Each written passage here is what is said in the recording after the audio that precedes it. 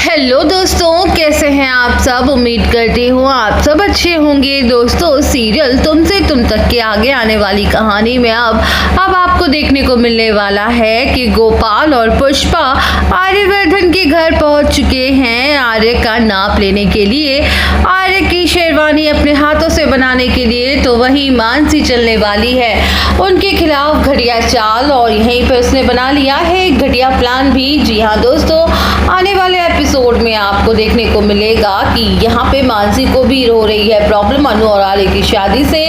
तो मानसी यहाँ पे एक नया प्लान बनाती है। यहाँ पे आर्य सर की जो शेरवानी है, शर्मा जी चाहते हैं कि वो अपने हाथों से सिले और आर्य सर वो शेरवानी पहने। तो यहाँ पे मानसी वो फिर से नई चाल चलने वाली है, और यहाँ पे देखने को मिलेगा कि आर्य सर बहुत ज़्यादा परेशान हो रहे होते हैं। दूसरी तरफ ये सोच सोच कर कि आखिर अन्नू को जो सपने आते हैं वो अष्टमी वाले दिन ही क्यों आते हैं, और यहाँ पर वो राजनंदिनी की मौत के बारे में भी सोचते हैं, और अन्नू को आज कौन सी लड़की दिखाई दी इसके बारे में भी वो सोचते हैं। एक तरफ आर्य सोच रहे होते हैं और उन्हें राजनंदिनी की याद भी आती है। तो वो उसी कमरे में जाकर बैठ जाते हैं और सोचते हैं सब कुछ जो बता रहे होते हैं कि अपनी ज़िंदगी शुरू करने जा रहे हैं। यहाँ पे वो बातें करते हैं और उसे कभी नहीं भूल पाएंगे, ये भी कहते हैं। वहीं दूसरी तरफ देखेंगे कि गायत्री माँ इस बात को लेकर काफ़ी ज़्यादा परेशान होती है कि आखिरकार अन्नू और राजनंदिनी के बीच में कौन सा कनेक्शन है, कौन सा लिंक है।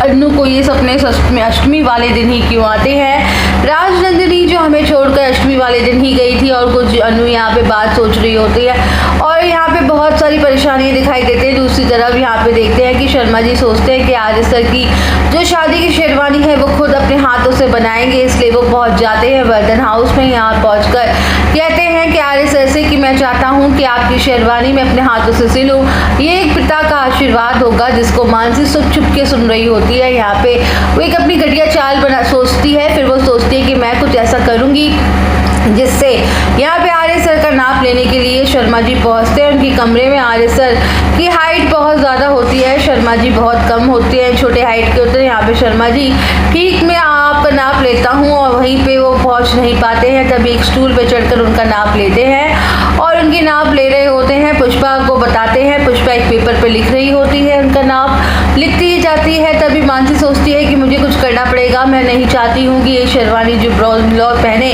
तभी वो सोचती है कि मैं कुछ तो करती हूँ। तभी वह जानबूझकर यहाँ पे पहुँच जाती है चाय लेकर मेड के साथ, नौकरानी के साथ, और कहती है कि अरे आप लोग इतनी जल्दी क्यों जा रहे हैं, चाय तो पी के जाइए।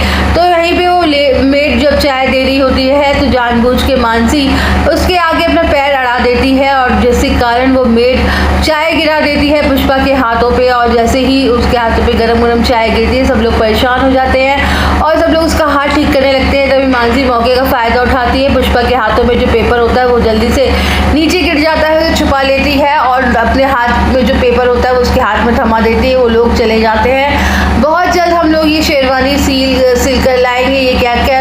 तो यहाँ पे मानसी कहती है कि हाँ आप लोग शेरवानी तो सिल के लाएंगे ही, और आप पहनने के लिए ना ब्रदर इन लॉ को बहुत ज़्यादा फाइट करनी पड़ेगी, शेरवानी तुमको आएगी भी नहीं, इतना छोटा नाप दिया है ना। लेकिन यहाँ पे शर्मा जी हमेशा सिलाई विलाई अच्छे से जानते हैं, टेलरिंग का काम उन्हें आता है। जब वो शेरवानी को सिलते हैं तो उन्हें कुछ अलग सा लगता है, वो शेरवानी ना छोटी ना लग जाए।